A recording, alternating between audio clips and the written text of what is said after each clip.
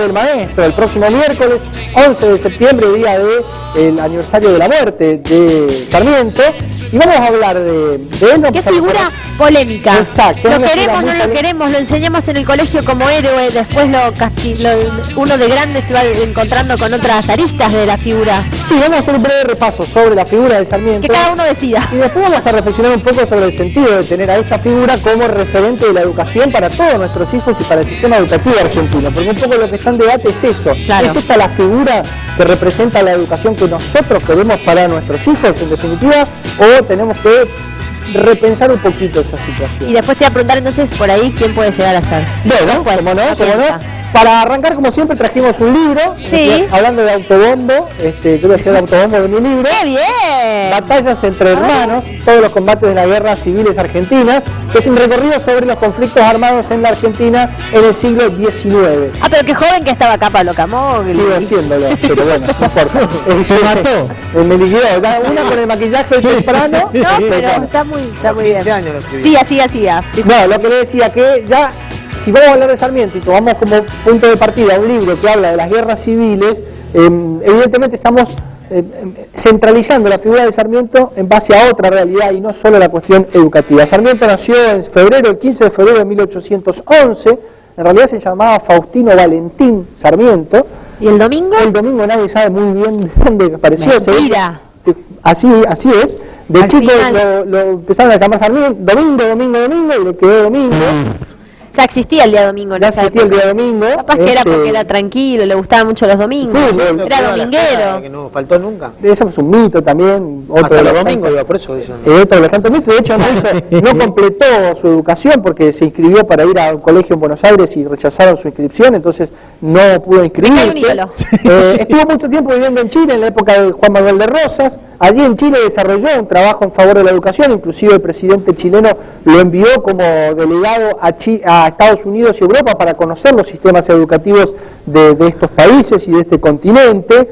En 1851, regresó al Río de la Plata para sumarse al ejército grande que lideraba Urquiza contra Rosas. Estuvo en la batalla de Caseros en 1852 y después de ello se enroló en el bando mitrista, en el bando de la provincia de Buenos Aires, que estaba en guerra contra la Confederación Argentina que lideraba justo José de Urquiza y que sancionó la Constitución Nacional. Cuando Mitre llega a la presidencia en 1862, luego de la batalla de Pavón, Sarmiento va a ser un hombre clave en todo el armado del esquema represivo que se va a hacer contra el interior del país. ¿Por qué? Estaba la Confederación Argentina, estaba la provincia de Buenos Aires con Mitre a la cabeza, Mitre derrota a Urquiza, pero las provincias no aceptan este resultado y enfrentan a Buenos Aires. Buenos Aires arma un ejército, en realidad nacionaliza el ejército de la provincia de Buenos Aires y lo manda sobre las provincias del interior, fundamentalmente sobre las del oeste, La Rioja, Catamarca, Córdoba, San Luis y Mendoza, y Sarmiento va a ser designado director de la guerra. Va a ser el responsable de llevar adelante la guerra en esa zona. Va a ser una guerra muy violenta, yo la denomino en el libro como una campaña genocida, porque el objetivo es hacer desaparecer a todos los rebeldes al sistema que está liberal que está queriendo imponer Buenos Aires. Así lo establecen las instrucciones que se dan entre Sarmiento y Mitre. Yo he traído acá simplemente dos frases. Una carta que le escribe Sarmiento a Mitre el 20 de septiembre de 1861 y le dice: no trate de economizar sangre de gauchos, este es un abono útil al país, la sangre es lo único que tienen de seres humanos.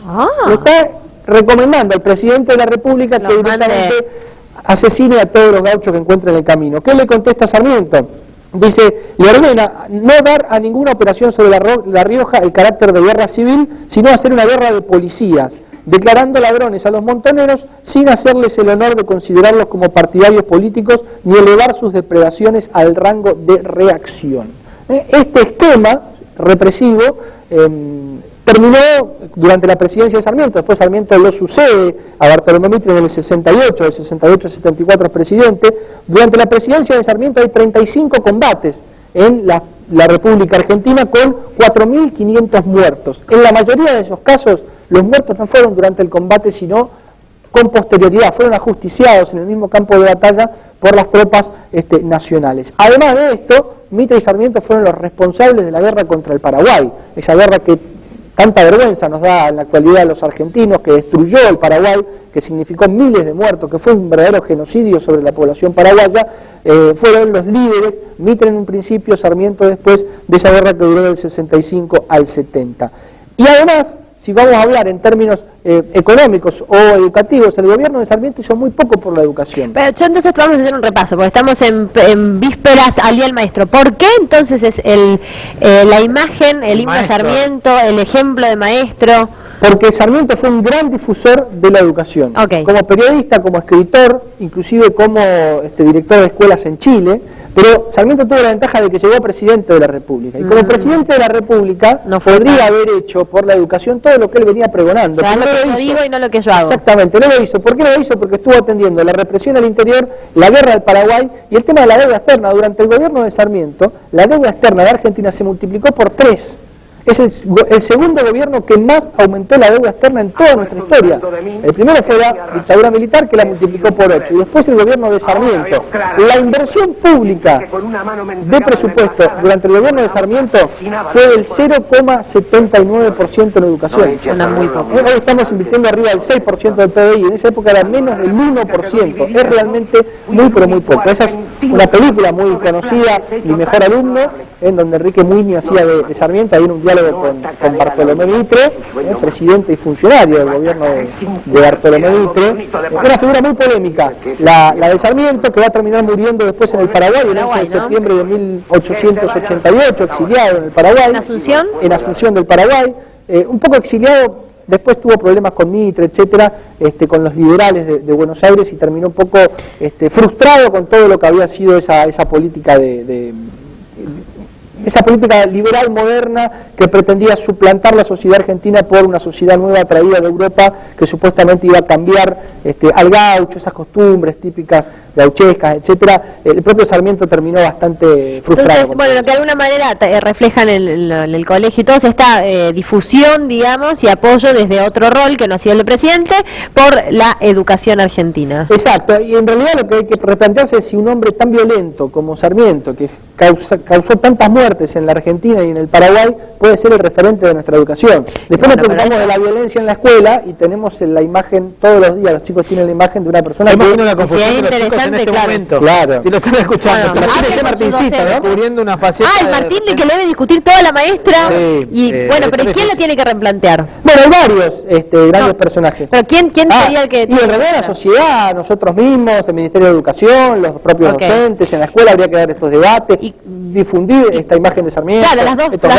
Y para cerrar, ¿a quién podés proponer? Yo le voy a proponer, para aquí en Misiones, recordamos a Clotilde González de Fernández Ramos, que es una mujer que fue la gran hacedora de la educación en la provincia, trayendo algunas escuelas como la Escuela Normal Mixta y la Escuela Nacional. Ella fue la hacedora, la gestora, la que encabezó la posibilidad de que Misiones a principios del siglo XX tenga estos colegios aquí. La semana que viene, porque hoy ya no tenemos tiempo, vamos a hablar sobre las escuelas y la educación en la provincia. Me encantaría en vez del maestro. ¿Quiénes son las primeras escuelas? ¿Cuáles fueron las primeras escuelas? ¿Dónde estuvieron ubicadas? ¿Sarmiento? Sarmiento dio clases, pero muy poco. Ah, ok. Muy poco. Mirá algo, ¿al Fidel? Al Fidel, che, ni Domingo se llamaba. Muy bien. No se pasa con la historia cuando uno la empieza a conocer, ¿no? Depende de quién la escribe, ¿no? Gracias, Pablo Camogli, suerte hoy con Huracán. Gracias a ustedes. Y la de Aptra no entiende nada. Está indignado con Aptra. Gracias, Pablito Camogli. Me quedo con goles. O sea, bueno, la miramos. Por fin voy a poder invitar 3. Bueno, vamos a mirar los goles de River seguramente.